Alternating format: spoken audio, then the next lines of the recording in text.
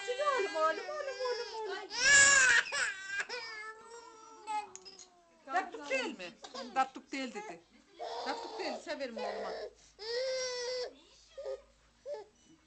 Tatlık değil mi şu?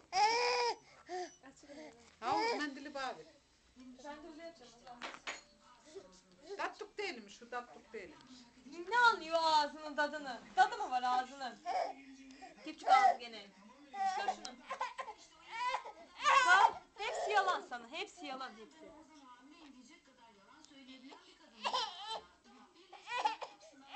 Haydi kendine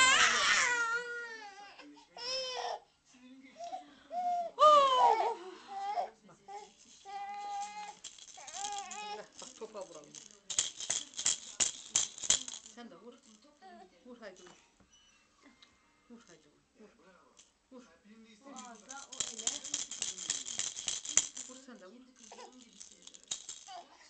Olmadı ki oğlum bak. Tut. Ver onu. Ben Havunu tutayım, ben verici, havunu tutayım. verici. Al ben tutayım. Bak bu da var. Tut bunu, düvelim bak. Yaz bak. Yaz bak.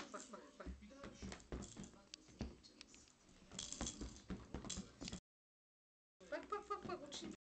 Bak uçayım. Bak. Arabanın sırasına da geliyor anne. Düğüsün varsın balonunu. Yaz ahitsin balon bak, yaz ahitsin bak. Bak yaz ahitsin bak.